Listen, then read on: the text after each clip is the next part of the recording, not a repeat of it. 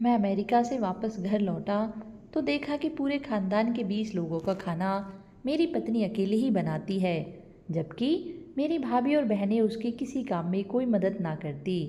सब मिलकर टेबल पर बैठकर खाना खाते और वो बेचारी दूर बैठकर उनका मुंह तकती रहती। घर का रवैया देखकर मैं बहुत परेशान हो गया। मैं समझ गया था कि मेरी पत्नी इतनी चुप क्यों रहने लगी। एक दिन घर में मेहमान आए हुए थे तो मैंने सबके सामने ही अपनी पत्नी के साथ जो किया उसे देखकर सभी के होश उड़ गए, क्योंकि मुझे आज भी वो दिन याद है जब मैं अपनी शादी के 3 साल बाद हिंदुस्तान वापस आया था। घर का हर शख्स एयरपोर्ट पर मौजूद था, जिसमें मेरी 2 साल की बेटी प्रिया भी थी। मेरी आंखें पूजा को ढूंढ रही थी, लेकिन उसको वहां ना पाकर मैं थोड़ा बेचैन सा हो गया। घर वालों से मिलकर प्रिया को गोद में लिया तो वह जोर जोर से रोने लगी। प्रमोद, लाओ इसे मुझे दे दो। दीदी की आवाज़ आई तो फौरन ही मैंने पूजा का पूछ लिया, दीदी पूजा क्यों नहीं आई मुझे लेने, और फिर इतनी छोटी सी बच्ची को भी भेज दिया। प्रमोद, तुम परेशान मत हो, वो घर पर तुम्हारे लिए खाना बना रही है। वह कौन सा रोज रोज काम करती है। आज सब लोग तुमसे मिलने आए हैं तो इसलिए वो खाना बना रही है। मैं दीदी की बात सुनकर खामोश हो गया। एयरपोर्ट से घर तक लगभग 1 घंटे का सफ़र था। मैं पूरा रास्ता प्रिया से खेलता रहा। अब वह मुझे देखकर हंस रही थी, सब कुछ अच्छा लग रहा था, लेकिन मेरा दिल उदास था। काश पूजा भी आ जाती। 3 साल हो चुके हैं उसे देखे हुए। क्या खाना ज़्यादा ज़रूरी था, मिलना नहीं? मेरे दिल में कुछ अजीब अजीब से सवाल उठ रहे थे। खैर, घर के दरवाजे पर पहुंचे तो पूजा पहले से ही गाड़ी की आवाज़ सुनकर वहां पहुंच चुकी थी। दूर से देखा तो दिल चाहा जाकर मिल लूं, लेकिन नहीं, बस दूर से ही मुस्कुरा दिया और वो हल्की सी मुस्कुराहट के बाद पानी लेने चली गई।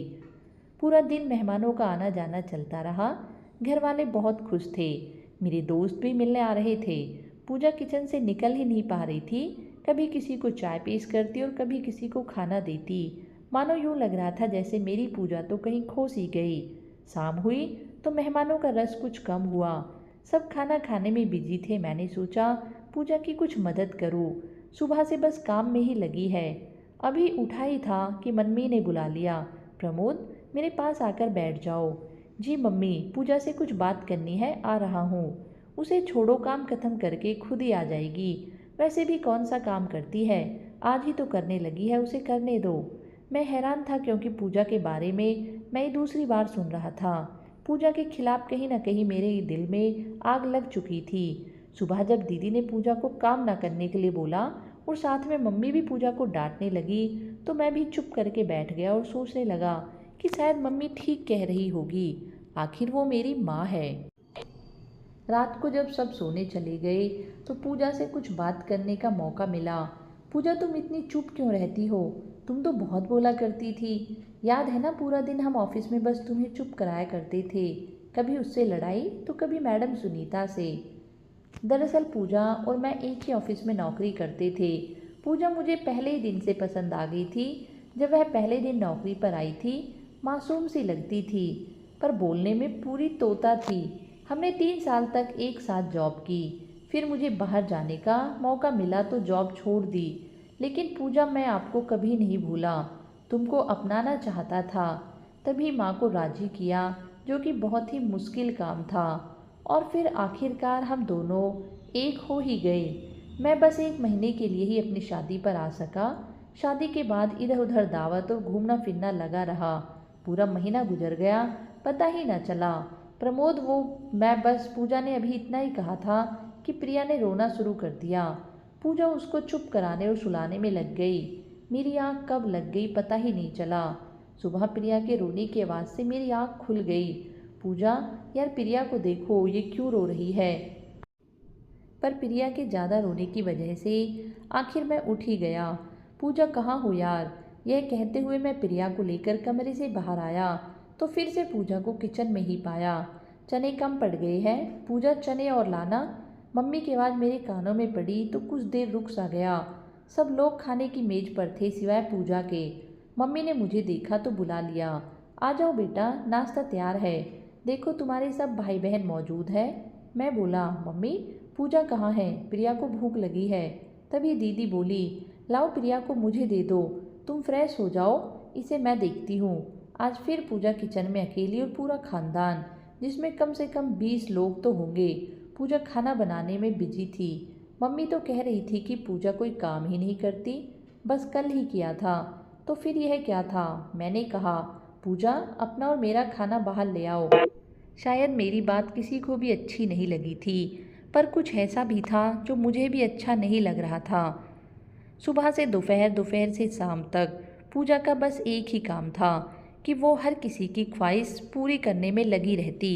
मैं समझ चुका था कि पूजा इतनी चुप क्यों रहने लगी है। मेरे घर में आ जाने के बाद पूजा के चेहरे पर फिर से कुछ बदलाव आना शुरू हुआ था। शायद मेरे जाने के बाद सब उस पर हावी हो जाएंगे, तब ही वह थोड़ा सा सहम चुकी थी। वक्त गुजरता रहा, अब वो काम छोड़ भी दिया करती थी या मुझसे कह देती और मैं खुशी से उसकी मदद करने को उठ जाता। आज मम्मी की आवाज़ आई कि पूजा नाश्ता बना दो, नेहा आई है। नेहा मेरी दीदी का नाम था, जिनकी शादी हमारे घर के करीब ही बाबा के दोस्त के लड़के से हुई थी। दीदी तकरीबन रोज़ ही हमारे घर पर आ जाया करती थी। पूजा की कमर में बहुत दर्द था। मेरे मना करने के बावजूद भी वो किचन में गई और नाश्ता तैयार करने लगी। क्योंकि प्रिया अभी सो रही थी, इसलिए मैं दीदी से बातें करने में मसरूफ़ हो गया। दीदी हम सब बहन भाइयों से बहुत प्यार करती थी और हम सब उनको बहुत पसंद करते थे। प्रमोद, प्लीज़ खाना लगवा ले मेरे साथ में। हाँ ठीक है। मैं सर हिलाकर उठ खड़ा हुआ और पूजा की मदद करने लगा। यह बात किसी को भी अच्छी नहीं लगी। जब नाश्ते से फारिग हो गए और पूजा भी प्रिया को लेकर कमरे में चली गई, तब दीदी और मैं एक दूसरे से बातें करने में मसरूफ़ हो गए। प्रमोद, तुम जानते हो मैं तुम लोगों से बहुत प्यार करती हूँ। कभी ऐसा नहीं चाहती कि तुम लोग खुश ना रहो, लेकिन मेरी कुछ नसीहतों पर अमल करोगे तो सुखी रहोगे। आगे तुम्हारी मर्जी है। मैं तुम पर ज़बरदस्ती तो नहीं कर सकती। जो दीदी आप बोले।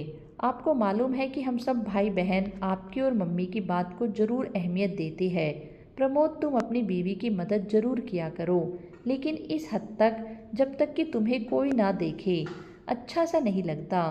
तुम बर्तन उठा रहे थे और औरतों वाले काम कर रहे हो। जो आदत तुम आज उसकी डालोगे वही कल रहेगी। जो उसके काम है उसको करने दिया करो।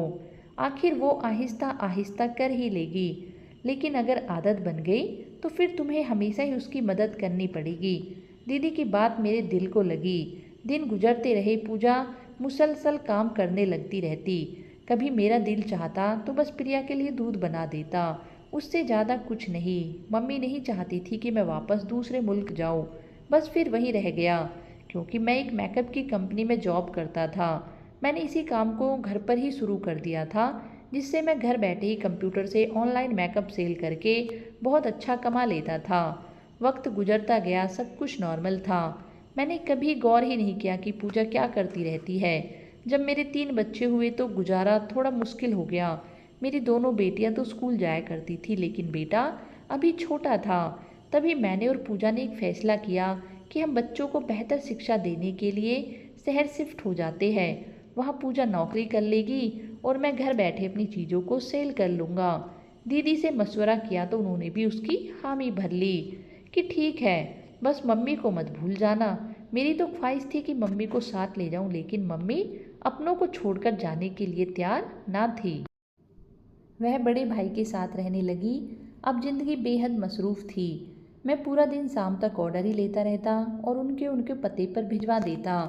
पूजा जॉब में बिजी थी और बच्चे पढ़ाई में। एक दिन पूजा जॉब से आई तो शायद कुछ ज़्यादा ही थक गई थी। आते ही सो गई और हम सब भूखे ही रह गए। पूजा थोड़ा बीमार रहने लगी थी। अब जब वो जॉब से वापस आती तो पहले की तरह चुस्त तो ठीक महसूस ना होती। अब दोपहर के खाने के साथ साथ हम रात का खाना भी होटल से मंगवा लेते। पूजा रोज़ कहती कि प्रमोद, मुझे डॉक्टर के पास ले जाओ, और मैं रोज़ काम की वजह से नहीं जा पाता था। सालों साल यूं ही गुजरते रहे, ना मुझे टाइम मिला, ना पूजा की बीमारी ठीक हुई। नहीं मालूम उसे क्या हुआ था। फिर एक दिन ऐसा आया जब मैं बीमार हुआ। पेट के दर्द ने में जैसे मेरी जान ही निकाल दी हो। सिवा पूजा के मेरे पास कोई नहीं था। आखिर मेरे घर वाले भी तो हैं, उन्होंने मेरा ख्याल क्यों नहीं रखा। एक दफ़ा फिर मुझे एहसास हुआ कि मैं पूजा के साथ बहुत गलत कर जाता हूँ, लेकिन यह एहसास शायद कुछ दिनों का होता था। और फिर से वही ज़िंदगी जिसमें मेरी ख्वाहिश होती कि पूजा जॉब से वापस आकर खाना बनाए और पूरे घर को संभाले। और जब बात मेरी मदद की आती तो मैं अपनी थकान को आगे ले आता। और दीदी की कही वो बात कि पत्नी की ज़्यादा मदद ना करना, वरना सारी जिंदगी ही करनी पड़ेगी, मेरे दिमाग में मौजूद थी। पूजा और मैंने लड़ना शुरू कर दिया। कभी वो टाइम ना देने पर मुझसे लड़ती, और कभी मैं खाना ना बनाने पर, और कभी तेरे घर वाले और कभी मेरे घर वाले। बस यूं ही तू मैं में करके वक्त गुजरने लगा। कभी मान जाते, कभी लड़ने लगते। आज मैं बहुत उदास हूँ। पूजा हॉस्पिटल में है, उसको ड्रिप लगी है, और मैं खुद को काफ़ी तन्हा महसूस कर रहा हूँ। बस मैं और मेरे बच्चे, और कोई नहीं। मेरे घर वाले पूजा से हाल चाल पूछकर जा चुके हैं, सिवाय पूजा की मम्मी के और कोई नहीं जो इस वक्त इसके लिए बेचैन हो। मुझे आज वो दिन याद आते हैं कि हम क्यों लड़ते थे, अपना वक्त जाया करते थे। क्यों मेरी दीदी ने मुझे यह नहीं कहा कि प्रमोद अपनी पत्नी की मदद किया करो। क्यों मैं पूजा को हर दफ़ा गलत कह देता था, और बस मुझे यह लगता था कि ये बस काम से भागने के चक्कर में रहती है। क्यों हर दफ़ा मैं अपने घर वालों की बात को सही समझता था। मैंने और मेरे घर वालों ने पूजा को बदल डाला था। वह पूजा जो ज़िंदगी जिया करती थी, मैंने उसकी खुशियाँ अपने तानों से ख़त्म कर डाली थी। मैं उसका ख्याल तो बहुत अच्छे से रखता था, लेकिन सिर्फ पैसों की हद तक। पूजा तुम वापस आ जाओ, मैं तुम्हारे बिना नहीं जी सकता। तुम मेरी ज़िंदगी की साथी हो, मुझे तुम्हारे साथ की ज़रूरत है। बस ठीक हो जाओ यार। मुझे आज समझ आया कि वह तो खाना भी नहीं बनाती थी, फिर क्यों थक जाया करती थी। सिर्फ खाना बनाना घर के कामों में शामिल नहीं होता, और भी बहुत कुछ होता है। आजकल मैं भी खाना बाहर से मंगवाता हूँ, और फिर भी बहुत थक जाता हूँ। पूरा दिन में 5 मिनट का आराम नहीं कर सकता। पूजा, तुम सच कहती थी कि प्रमोद दुनिया की नज़रों में सिर्फ मर्द ही क्यों थकते हैं। आखिर औरत क्यों नहीं थक सकती? उसको इजाज़त क्यों नहीं होती कि वह अपनी थकान को बयान कर सके? मैं अपने भाइयों से यह ज़रूर कहना चाहूँगा कि जो गलती मैंने की है, आप लोग कभी मत करना। अपनी पत्नियों के लिए टाइम निकालो, उनके भी नखरे उठाओ, क्योंकि ये सब उनको पसंद है। और अगर तुम चाहते हो कि तुम्हारी पत्नी जवान और हसीन रहे, तो उसकी तारीफ़ किया करो। जो मर्द ज़्यादा गुस्सा करते हैं, उनकी पत्नियां जल्दी बीमार और बूढ़ी होना शुरू हो जाती है। और एक बहुत अहम बात, हमारे घर वाले जितना हमसे प्यार करते हैं, उतना हमारी पत्नी से नहीं कर सकते। लिहाजा पत्नी आपकी है, ना कि मोहल्लों वालों की, और उसको आपके घर को संभालना होता है। लिहाजा उसको और भी ज़्यादा मजबूत बनाने के लिए आपके प्यार और मदद की ज़रूरत पड़ती है। अपनी बीवियों को उनके काम में मदद करो, ताकि अगर वह थके भी तो आपका साथ उसका सहारा बन जाए, और आपका घर हमेशा स्वर्ग बना रहे। दोस्तों, इस कहानी के बारे में आपका क्या कहना है, हमें कमेंट करके ज़रूर बताएं। अच्छी लगे तो चैनल को सब्सक्राइब अवश्य